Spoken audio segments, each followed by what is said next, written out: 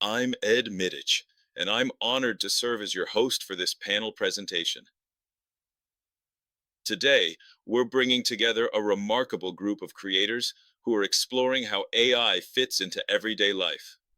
Each of our panelists is living with ALS.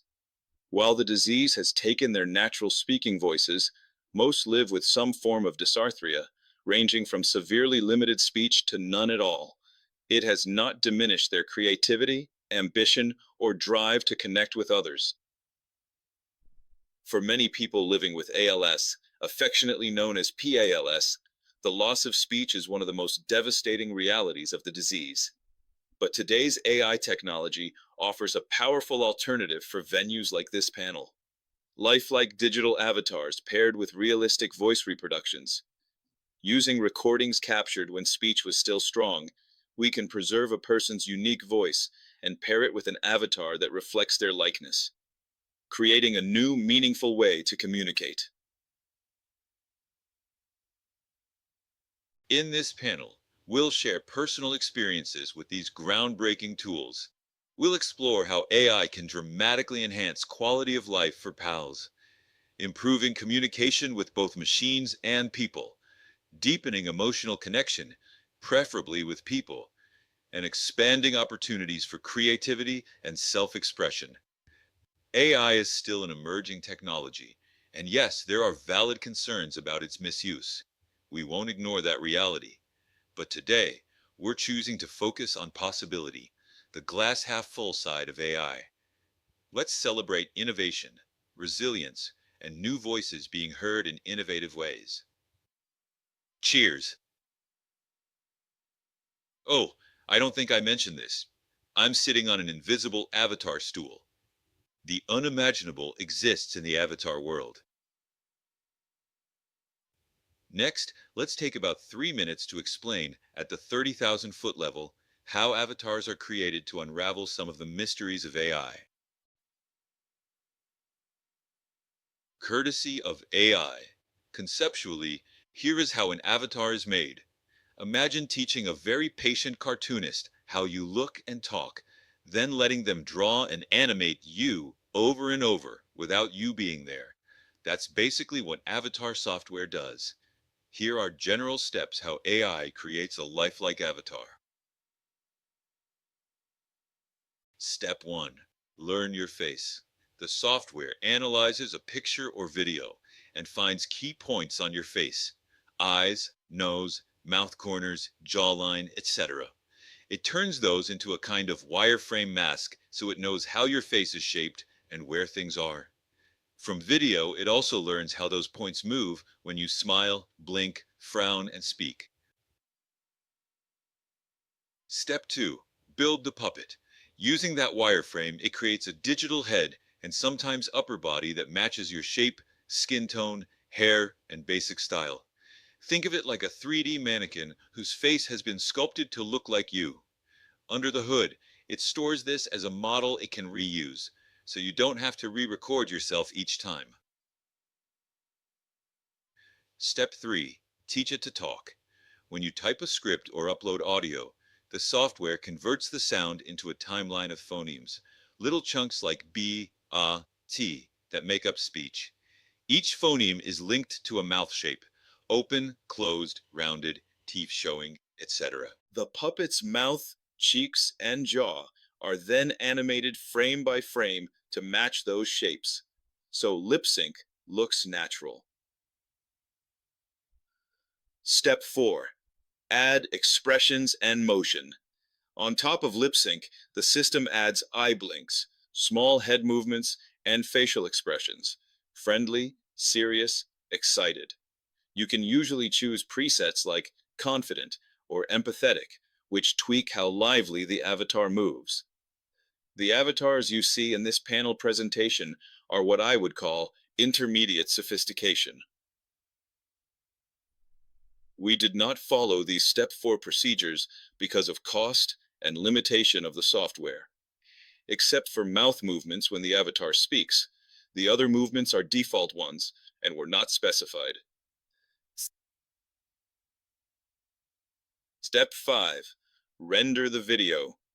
Finally, it films the digital puppet, places it in front of your chosen background, plays the animation and voice from start to finish.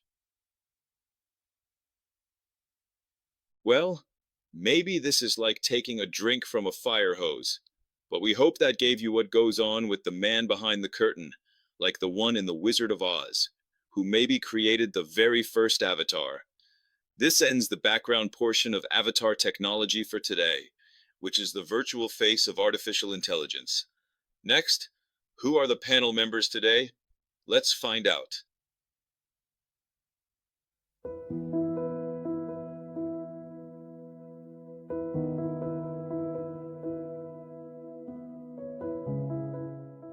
Now, I get the pleasure of introducing all of the panel members who have graciously volunteered to discuss their involvement with AI and how it made living with ALS just a bit easier.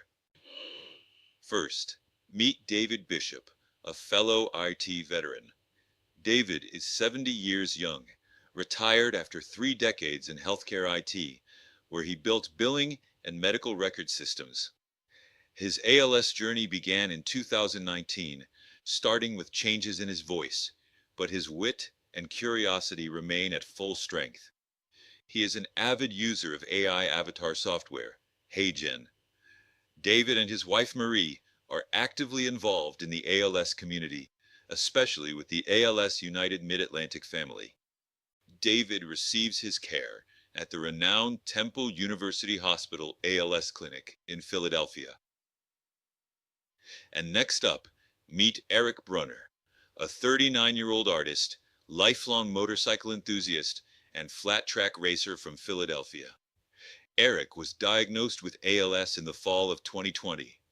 A former sales pro for a local motorcycle company, he now channels his creative energy into digital art. In fact, one of his large pieces is currently on display at the Library of Philadelphia. It is ALS focused and fantastic. Next, we have Stephen Cronin, a volunteer fireman for 35 years, with over 10 years as a state instructor. He believes his public service as a fireman played a big part in contracting ALS. And, to pay the bills, another proud card-carrying tech geek from the old school. Diagnosed with ALS in July 2018, Stephen has lost his natural voice, but continues to communicate and innovate through technology. His home is fully automated, a personal lab where AI research and smart control systems meet. And I get the impression he's also a formidable chess player. Stephen lives in Doylestown with his wife, Donna, and son, Caleb.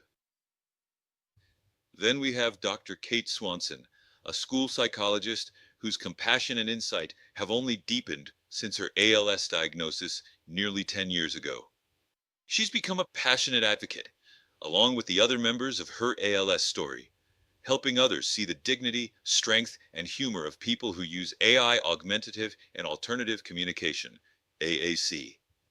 Grounded in faith and optimism, she continues to speak out with clarity, courage, and an unshakable hope for a cure.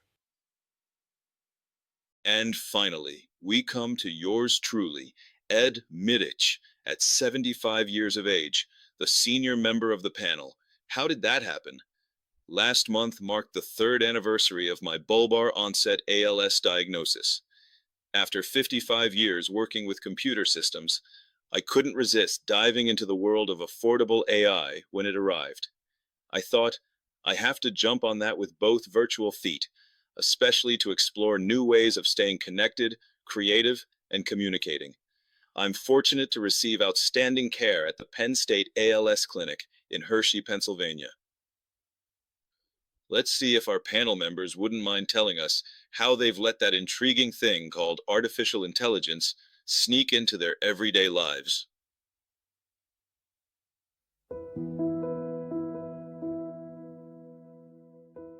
Good afternoon, everyone. My name is David Bishop, and I have a story to share with you. My journey to finding my voice using AI started with Once Upon a Time. But seriously, it started with a small voice change and tripping over invisible lines. As many of you know, it was filled with numerous doctor's visits, tests, and more tests before being diagnosed in 2019. That is where the real story begins. Now, this slide shows my personal path to AI. As you can see, it starts with the old school pen and paper for those of us with gray or no hair. Then from there, I started to use my phone to text. The next step was to use Apple's AI tool to create my personal voice. Then I was able to combine my personal voice and the iPhone app to speak for me. And finally, the AI avatar that you see today. My avatar is being generated by HeyGen, an AI software. As you can see, it is a mixture of tools, and if one doesn't work for you, don't stop. Try 2, 3, or 4 more tools. Do whatever it takes. For me, the iPhone app Talk for Me is what I use to communicate with on a daily basis, and along with texting, gives me my voice back. It's amazing how normal you feel being able to use these tools to talk with family and friends. I used HeyGen Photo Avatar to create videos for special occasions.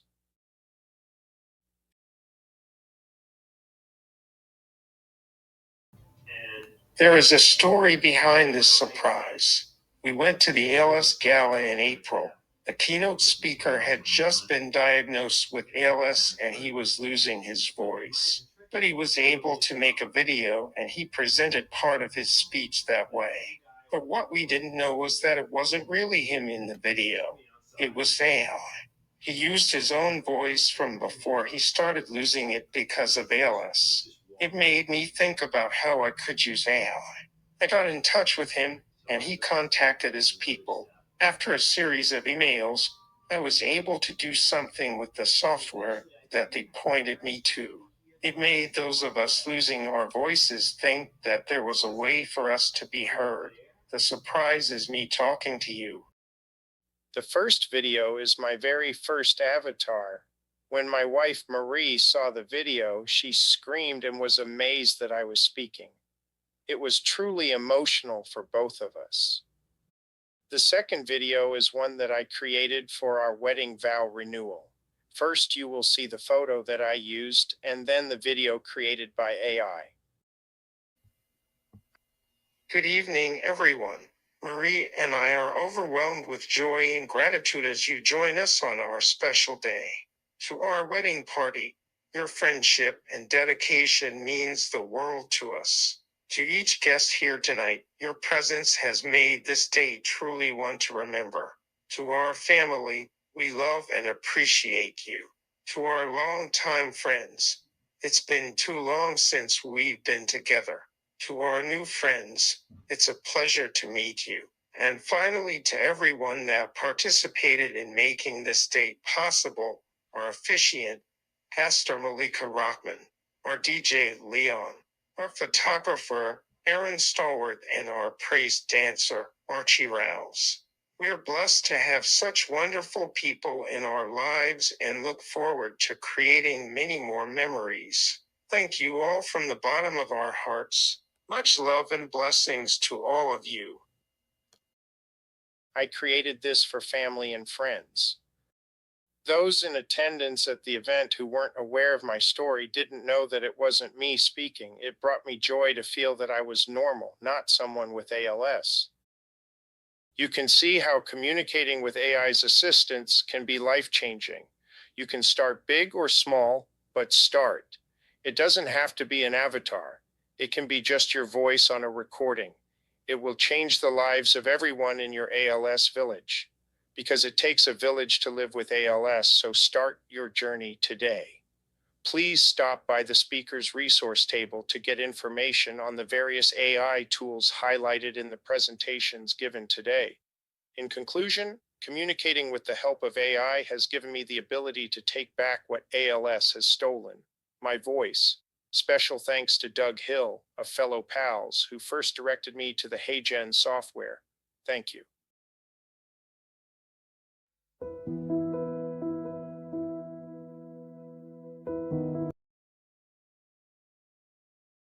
Hi, my name is Eric Brunner. I was diagnosed with ALS in 2020 when I was 33 years old. I have been deeply connected to art since high school. I eventually moved to Philadelphia for art school, and that is where I really began to understand the power of art, not just as something to look at, but something to feel, something that can process emotions when words fall short. After my diagnosis, I felt lost, like a lot of people do when life suddenly changes in a way you never expected. But I found myself returning to art. Pouring myself into projects became a way to cope. It helped me carry the weight of what ALS brings. Over time, that turned into something bigger.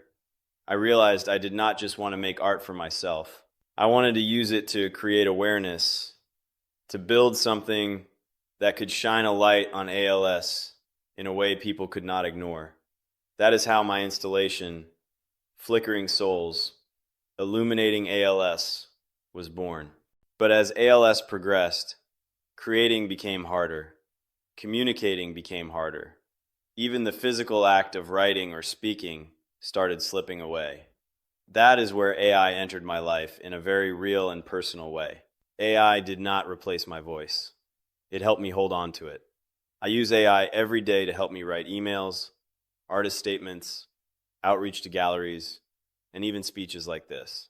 When my hands cannot keep up with my thoughts, AI bridges that gap. It allows me to continue expressing ideas clearly and fully instead of losing them to the limitations of my body. It has also helped me on the technical side of my work. My installation involves electronics, programming, and lighting systems, things that would normally require a lot of trial and error. AI became a collaborator. It helps me problem solve, troubleshoot, refine ideas, and keep moving forward when fatigue or physical limits would normally slow me down. And maybe most importantly, it has helped me keep my voice. Through AI voice replication, I have been able to speak at my own art openings using a version of my natural voice. Not a generic voice, but mine. The way I sound, the way my son knows me, the way I recognize myself, that matters more than I can fully explain. ALS takes a lot. It takes movement, it takes independence, it takes pieces of identity. But AI has given some of that back. It allows me and so many others to continue doing the things we love, to keep creating, to keep communicating, to keep showing up in the world as ourselves. Technology often gets talked about in big, abstract ways. But for people living with disabilities, it is not abstract at all. It is access. It is independence. It is dignity. And sometimes it is the difference between being heard and being silent. I do not know what the future looks like with ALS, but I do know this. As long as I have tools like this, I am not done creating. I am not done speaking, and I am not done being me. Thank you.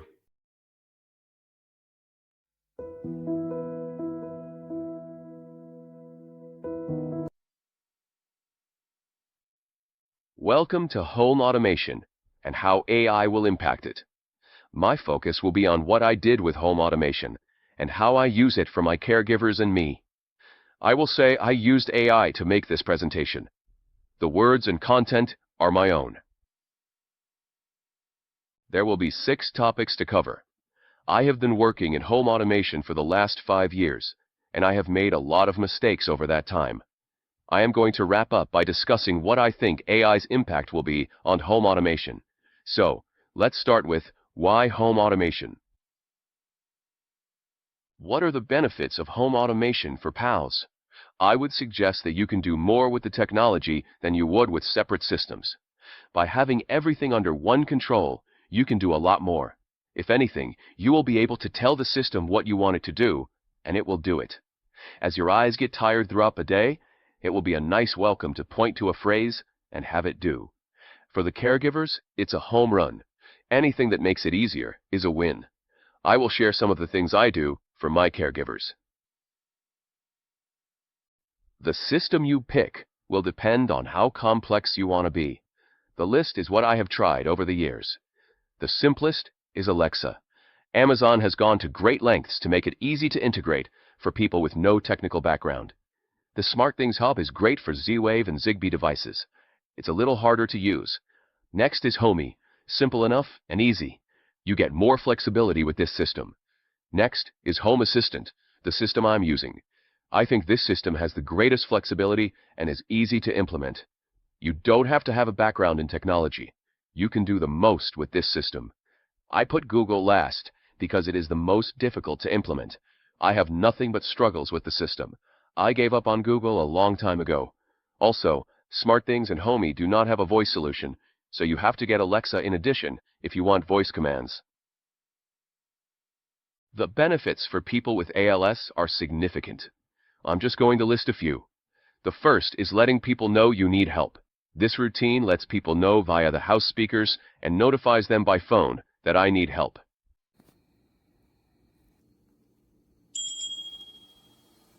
Steven needs your help, please. I take a stroll around the property, front yard and driveway. Backyard. Caleb knows he can't sneak out.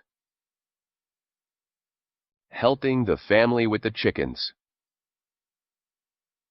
And the geek in me, my weather station in my home, my family likes the lightning strikes.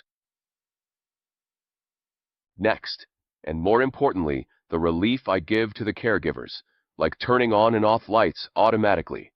I have multiple setups in the house. Donna thinks it's an extra set of hands.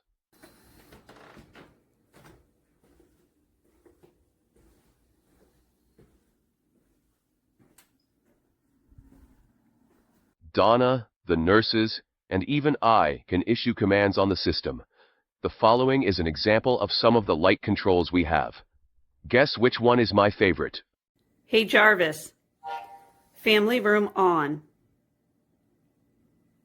Done. Hey Jarvis, family room 25. Done.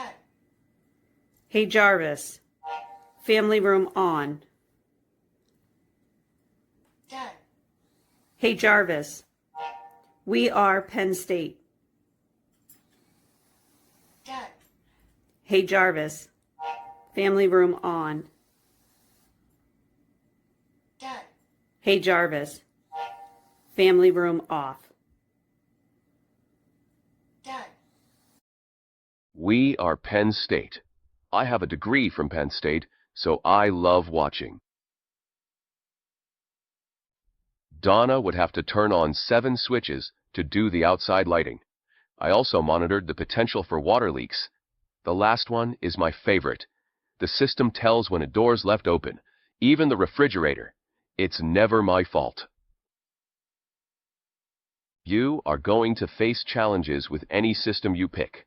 Know that connecting devices to your system can be difficult. You get what you pay for. If you buy a device from Temu, expect problems. If you buy a name brand, it will be easier.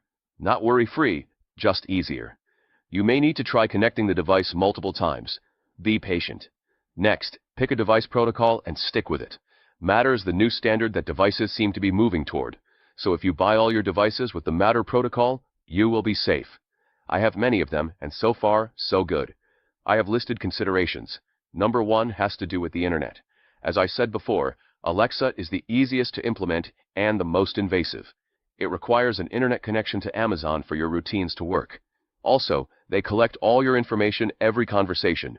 I wanted a system that would run locally and protect my privacy. Home Assistant, Homey, and SmartThings do everything locally and protect your privacy. Finally, power is a must. If you don't have power, you can't run the system. I have a generator on the house. I also have a battery backup on the system. Therefore, if I lose power, the battery backup will keep the system online until the generator kicks in. If you don't have a generator, I would still recommend a battery backup for your system. Most electrical companies have power restored within 10 minutes. The protection of your system will be well worth it. I have a confession to make. I have not really taken advantage of what AI can do with my system. I am embarking on it now. I wanted to understand AI more before I put it into my system. I took a bunch of classes. It's the geek in me. There are many YouTube channels that cover how to integrate AI into a home assistant. I am going to pursue. I think that the future of AI integration is a home run for home automation. I envision a world where you just install the device. The system will identify that you added a new device to your home, and the system will ask you what to name it and where it is located. Then you will tell the system how you want it to behave. That's it. The system will manage it from there. Simple and easy. I want to thank everyone for listening to my journey and indulging me. I hope you got something from this presentation. I tell Caleb every day, be the best version of yourself and you will crush it. I hope that I crushed it.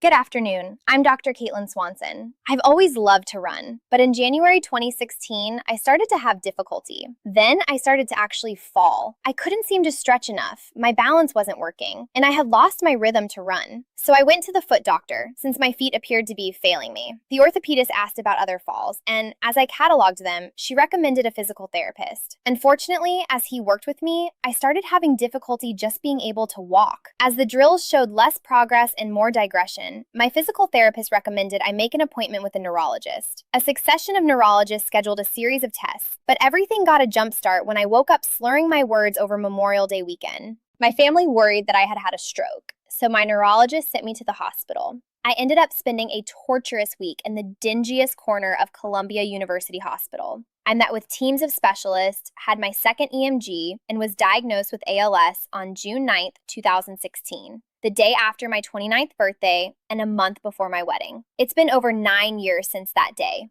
At this point in time, I am wheelchair bound and primarily speak through my Tobii Dynavox eye gaze communication system. I can no longer drink and am unable to eat enough to sustain myself. So, in July 2024, I got a feeding tube, further changing this body from the one I see in my mind's eye as ME. It is a daily testament each time God helps me to move and to breathe.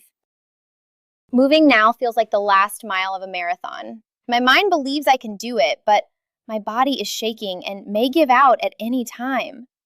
Speech is even more difficult. Frequently, my jaw just refuses. I'm always debating which words are worth the effort because every conversation requires translation. Whether I'm speaking with my mouth or my eyes, I'm always rotating the words in my head, constantly trying to find the shortest possible path to my point. Not something that comes intuitively to a psychologist. You know how most students look for the biggest font and spacing to make the page limit? I was never that student. I vividly remember handwriting a paper in the 6th grade that was over 100 pages. My homeroom teacher asked if she could keep it to frighten the incoming class. I've always been talkative, but the fascia holding my thoughts hostage has drastically limited what I can say at any given time. Orally, I just can't move enough, and physically, it takes time to type with my eyes. It's a massive blessing to be able to use my own words again, but conversation still isn't easy. Fortuitously, my husband and brother are blessed with wonderful memories, because by the time I respond, most people have forgotten the question. I try to type out information ahead to better facilitate a normal conversation, but it's an uphill battle. I know it's hard on my family. It's equally overwhelming dealing with the expectation of loquaciousness while your words are being held back by your musculature. Nevertheless, even though I am blessed to be able to use technology to translate my thoughts, everything comes with a cost. Bridging Voice, an amazing nonprofit dedicated to facilitating communication for individuals with ALS, has transformed my ease of access with the Tobii and even helped me use my phone again. It has truly changed my daily life, but like everything else, there's a long way to go. Think about it. The way eye gaze technology works is by using your iPad camera to track your gaze. It is amazing to have the ability to communicate more easily again, to break out of the isolation imposed by ALS's weight on my tongue. But you know how you feel after multiple video calls? The headache, pressure behind your eyes, nausea, vertigo? Imagine needing that to communicate. It's absolutely worth it, but exhausting nonetheless. Similarly, contrary to Tobii's advertising, the eye gaze technology doesn't work well with any sunlight or wind. So it's a choice to communicate or enjoy the world outside. Lately, I've been choosing to be understood, but I'm sure there'll be many beach days this summer where I'll choose the sunshine and sit in silence. My Toby is an amazing device, but removing all expressions from your speech with a generic voice doesn't sound like me. Unfortunately, I heard about voice banking too late in my diagnosis to record my own voice.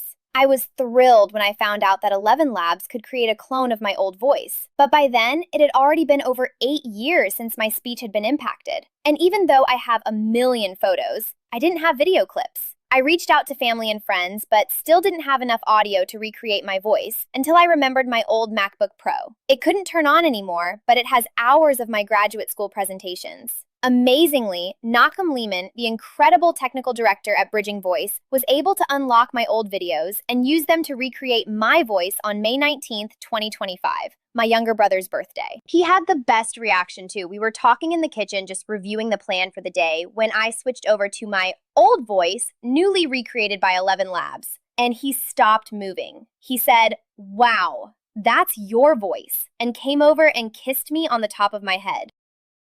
It was harder for my mom. Initially, hearing me sound like me, high energy and rapid fire, while still weak and pretty paralyzed, just made her sad. But the most surprising thing was my then 2-year-old nephew, who had only heard me speak with Toby's generic female voice. He ran into my room to say hello and stopped when he heard my new voice. "That's Mommy's voice," he whispered to my parents, very upset that his Thea Kate had stolen his mommy's voice. We tried to explain that since I'm the oldest, I spoke first, but to be fair, he hadn't heard me. It all worked out when my sister came home, still speaking, but it was amazing to be compared to a person again rather than a computer. It made me much more comfortable presenting because I feel like me again. I love it. It sounds like I do in my head, but it's slower than the typical Toby voice because it sends the text to 11 Labs where the audio is retrieved from their servers. It also requires internet access. I still use both voices. Nevertheless, it is a huge blessing to be able to use my own voice again when there is time and we've got Wi-Fi. Understandably, the technology is super expensive, but 11 Labs and Bridging Voice are facilitating the process for free for people with ALS. I just needed a doctor's note verifying my diagnosis. So, for anyone with ALS who misses the sound of their old voice when they speak, I highly recommend reaching out to Bridging Voice. It still requires a lot of patience for people to talk with me. Unless you're familiar with the technology, it's counterintuitive to keep looking at someone staring at a screen. I'm amazed by how gracious people can be. Prior to being forced to slow down, it would not have come naturally to me either. So we need to continue to raise awareness and keep striving for better technology, because I've got more to say. As I have become progressively more paralyzed, we have seen the greatest strides in ALS research and technology that can improve our daily functionality. Look at everything Ed created. It's a whole new world.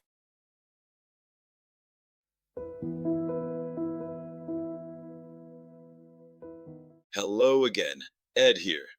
Because my ALS was bulbar onset, my voice was the first thing to go. I knew I was in trouble. Our family is full of fast talkers, multitaskers, and trivia buffs, so naturally, Team Gleason came to the rescue. Around the time of my diagnosis, I learned about voice banking through some diligent internet research. Plan for the future, I told myself. So about 3 years ago, I banked my voice and loaded it onto all my devices: PC, laptop, iPad, and Samsung S22. It worked fine at first. My voice sounded like me, but it lacked emotion. Fast forward to October 2025. I discovered 11 Labs, where all the pros go, and learned they offer a free license to those of us who can't speak with medical confirmation. I used the 20 minutes of recordings I'd originally sent to Team Gleason's subcontractor, Acapella, back in 2023, and fed them into 11 Labs voice cloning. Ing algorithms. The results are what you're hearing, a voice full of inflection and emotion that sounds like me authentically.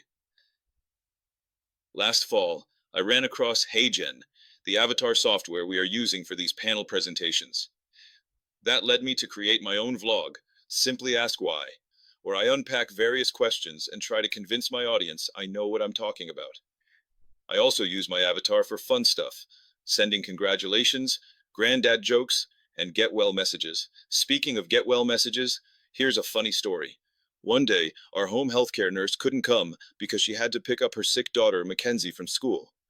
I thought that creating a little get well message delivered by her own avatar might be what the doctor ordered. As you might imagine, avatar software isn't foolproof, and one glitch in the animation made the moment unintentionally hilarious. I'll play a 30-second clip now. See if you can spot the mistake. Hi, Mackenzie. I'm your avatar, Mackenzer, created as a gift to you by Ed, one of Mom's home patients. She told me you are not feeling well today and was saddened to hear that. I thought I would pay you a visit that would cheer you up. You are so lucky to have a mom who is a nurse to take care of you. Well, I'd better get going as I have homework to do, but I know you will be better by tomorrow, especially if you follow Mom's advice. God bless you, Mackenzie. I will see you Mistake. soon. Well, did you see it? The extra arm and hand. When Mackenzie watched it, she spotted this anomaly, replayed it multiple times, and roared with laughter. Last year, I decided the ALS Warriors needed an anthem. I was too busy to compose one myself, so on a whim, I wrote to Paul Simon and asked if he might add one letter to one word in one of his famous songs. He never replied, and the more I thought about it, the sillier the idea seemed. Audience participation time. Can you guess the song?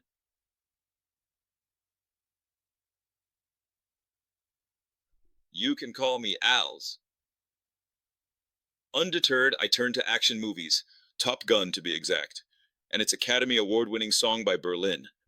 Can anyone guess it?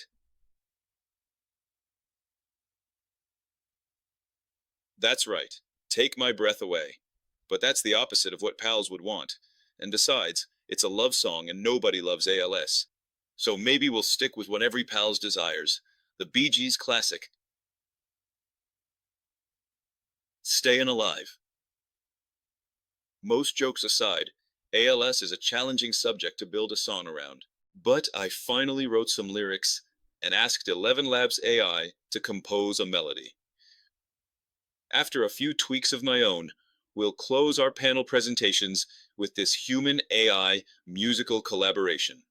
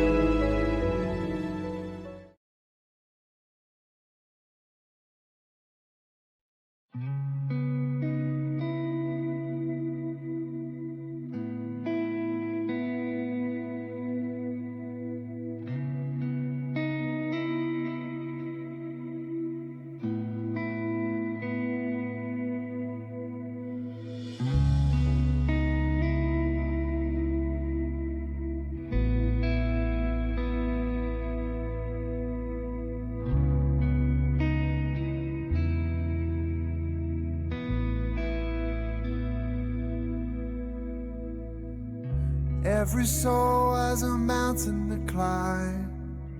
Some are gentle, some steal your time.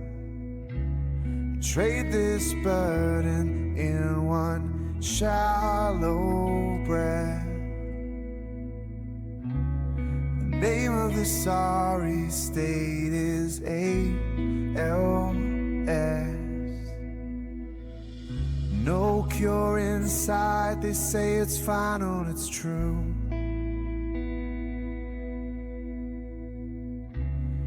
Brilliant mind searching, still breaking through. 1,000 faces, no two the same. An endless storm with nobody to blame. Some days I'm angry, some days I'm not. Waiting on answers that never come. You measure my losses, they study my soul. Counting the cost while I'm losing control. We won't give up, leading to grace. Every setback still leaves a trace. Through open mind, tomorrow grows. One step closer, only God knows.